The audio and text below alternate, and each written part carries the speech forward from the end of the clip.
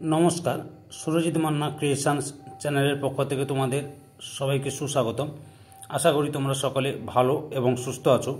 আমি তোমাদের জন্য এই ভিডিওটিতে তুলে ধরছি 2025 সালের ক্লাস 6-এর রায় ও মার্টিন প্রশ্নবিচিত্রা থেকে পরিবেশ ও বিজ্ঞান বিষয়ের একসেট প্রশ্নপত্রের সম্পূর্ণ সমাধান করছি। তার আগে তোমাদের কাছে অনুরোধ, তোমরা ভিডিওটি না টেনে পুরোটা দেখো। ভিডিওটি কেমন লাগলো কমেন্ট করে জানিও, ভিডিওটিতে লাইক দাও এবং শেয়ার করো।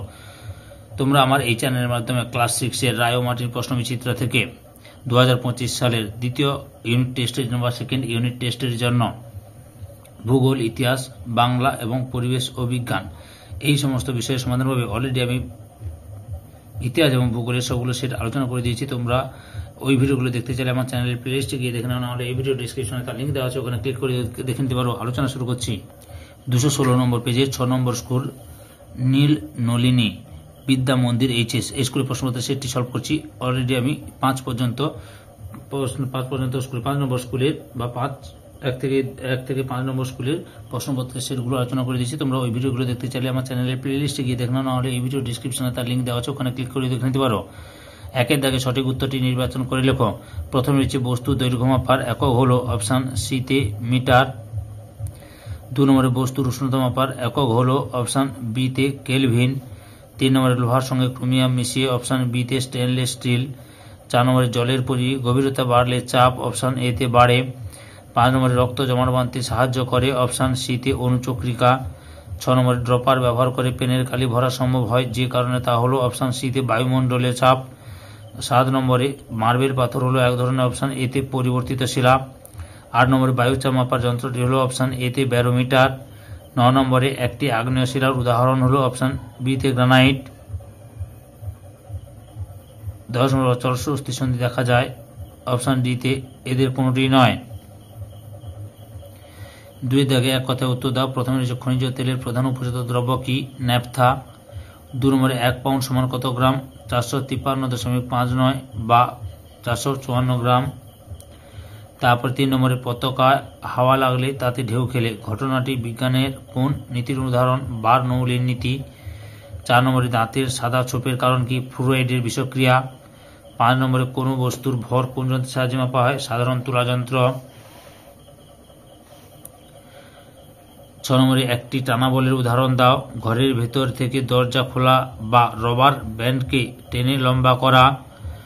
7 নম্বরে ম্যাগমা কাকে বলে? পৃথিবীর অভ্যন্তরে যত গভীরে যাওয়া যায় চাপ ও উষ্ণতা তত বাড়তে থাকে, ফলে পৃথিবীর গভীরতম অংশে পাথর কঠিন অবস্থা না থেকে তরল অবস্থায় থাকে, একে ম্যাগমা বলে। 8 নম্বরে 2টি সবুজ জ্বালানির উদাহরণ দাও। সীসাযুক্ত পেট্রোল ও সালফারযুক্ত ডিজেল। 9 নম্বরে শ্বেত রক্তকণিকার কাজ কি? লক্ষ্য করো, শ্বেত রক্তকণিকার কাজ মোট 4টি কাজ তুলে ধরলাম, তোমরা যে কোনো 1টি বা 2টি কাজ লিখবে। 10 নম্বরে ত্রিপত্রক কপাটিকার কাজ লেখো। ত্রিপত্রক কপাটিকা ডান অলিন্দ থেকে ডান নিলয় দূষিত রক্ত অর্থাৎ বেশি কার্বন ডাইঅক্সাইড যুক্ত রক্তকে যেতে সাহায্য করে এবং বিপরীত দিক থেকে ফিরে আসতে বাধা দেয়। 3-এর দাগে শূন্যস্থান পূরণ করো। প্রথমে রয়েছে 1 ঘন্টা গড় সৌরদিনের ড্যাশ অংশ 1/24 অংশ। 2 নম্বরে তামা ও টিন মিশিয়ে ড্যাশ সংকর ধাতু তৈরি করা হয় ব্রোঞ্জ। 3 নম্বরে লোহার প্রধান আকরিক হলো ড্যাশ ম্যাগনেটাইট। 4 নম্বরে তরলের ড্যাশ যত বাড়ে ঘর্ষণ তত কম হয় তাপমাত্রা। 5 নম্বরে বল সমান চাপ গুণিতক ড্যাশ ক্ষেত্রফল। 6 নম্বরে সাধারণ তুলা যন্ত্রের সাহায্যে বস্তুর ড্যাশ পরিমাপ করা হয় ভর। 4 নম্বরে যে কোনো 8টি প্রশ্নের উত্তর দাও। প্রথমে রয়েছে স্বাভাবিক পুষ্টির জন্য আমাদের খাদ্য গ্রহণ করা উচিত কেন এবং জাইগ্যান্টিজম কেন হয়?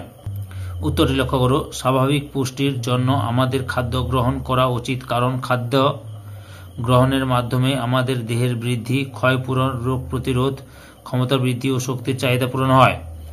জাইগ্যান্টিজম হওয়ার কারণ শিশুদের গ্রোথ হরমোনের অধিক্ষরণ, বংশগত কারণ অতিরিক্ত খাদ্য গ্রহণ। 2 নম্বরে ঘর্ষণের ফলে বস্তুর ক্ষয় হয়, উদাহরণের সাহায্যে বুঝিয়ে দাও। এই যে ঘর্ষণের ফলে বস্তুর ক্ষয় হয় এমন 2টি উদাহরণ হলো এই যে এখানে 1 নম্বর এবং 2 নম্বর রয়েছে, যে কোনো একটি লিখবে, বুঝতে পেরেছ? এই 2টি উদাহরণ লিখবে, বুঝতে পেরেছ? 3 নম্বরে রক্তের প্রধান 3টি কাজ লেখো। লক্ষ্য করো, রক্তের মোট 4টি কাজ দেখলাম, তোমরা যে কোনো 3টি লিখে নেবে। ওকে, এদিকে আরও কাজ রয়েছে, লক্ষ্য করো, এইদিকেও রয়েছে, মোট 8টি কাজ দেখালাম, তোমরা যে কোনো 3টি বা 4টি লিখবে। 4 নম্বরে পাললিক শিলার জীবাশ্ম দেখা যায় কেন? লক্ষ্য করো, পাললিক শিলার জীবাশ্ম দেখা যায় কেন? কারণ এখান থেকে শুরু করবে পরপর লিখে যাবে। প্রচুর জীবাশ্ম পাওয়া যায়, এত পর্যন্ত লিখবে। 5 নম্বরে নদীর বাঁধের তলদেশ চওড়া করা হয় কেন? আমরা জানি, এখান থেকে শুরু করো, এত মতো লিখো। পরে অংশ দেখাচ্ছি। এই যে পরে আবার এখান থেকে শুরু করো, বা মোটা করা হয়, এত মতো লিখো। 6 নম্বরে খাদ্য শৃঙ্খল কাকে বলে, উদাহরণ দাও। লক্ষ্য করো, খাদ্য শৃঙ্খল কাকে বলে, এখান থেকে শুরু করবে, এত পর্যন্ত লিখবে। কাকে বলে উদাহরণটা দেখো, উদাহরণটা সুন্দর করে দেওয়া আছে, বুঝতে পারছো? যে উদাহরণ, গাছের পাতা, পতঙ্গ, ব্যাঙ, সাপ, ময়ূর। 6 নম্বর চাপের সংজ্ঞা দাও। কোন তলের একক ক্ষেত্রফলের উপর লম্বভাবে প্রযুক্ত বলকে চাপ বলে। চাপ সমান প্রযুক্ত বল বাই ক্ষেত্রফল।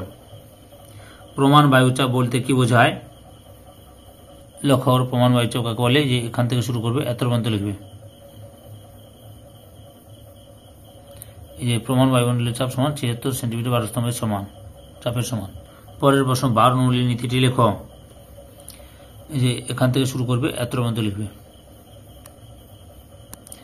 8 নম্বরে সৌরশক্তিকে পুনর্নবীকরণযোগ্য শক্তি বলা হয় কেন? সৌরশক্তিকে পুনর্নবীকরণযোগ্য শক্তি বলার কারণ, এই যে কারণ, এখান থেকে শুরু করে এতটা লেখো। পরে একটু বাকি রয়েছে, দেখাচ্ছি। এই যে প্রবহমান শক্তি, তাই একে পুনর্নবীকরণযোগ্য শক্তি বলে, এত পর্যন্ত লিখবে। স্তম্ভ মেলক, বাম স্তম্ভ, ডান স্তম্ভ। বাম স্তম্ভ 1 নম্বর হচ্ছে দৈর্ঘ্য, বিতে আলোকবর্ষ, ভর শীতে কিলোগ্রাম, সময় এতে সেকেন্ড।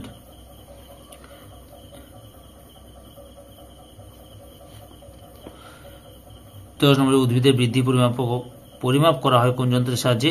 অক্সানোমিটার যন্ত্রের সাহায্যে। বৃদ্ধির হার বলতে কি বোঝায়? এই বৃদ্ধির হার লক্ষ্য করে একক সময়, এখান থেকে শুরু করে এত পর্যন্ত লিখবে, বুঝতে পেরেছ? 11 নম্বরে মৌলিক বা প্রাথমিক রাশি কাকে বলে, উদাহরণ দাও। মৌলিক রাশি, যে এখান থেকে শুরু করো, প্রাথমিক রাশি বলে বা উদাহরণ দিবে, এত পর্যন্ত লিখবে, অর্থাৎ এখান থেকে এতটা। 12 নম্বরে ফুসফুসের সমস্যার লক্ষণগুলি লেখো। যে এখান থেকে এত মতো লিখবে, বুঝতে পেরেছ? এই ভিডিওর লাস্ট প্রশ্ন, লক্ষ্য করো, লাস্ট প্রশ্ন কি রয়েছে?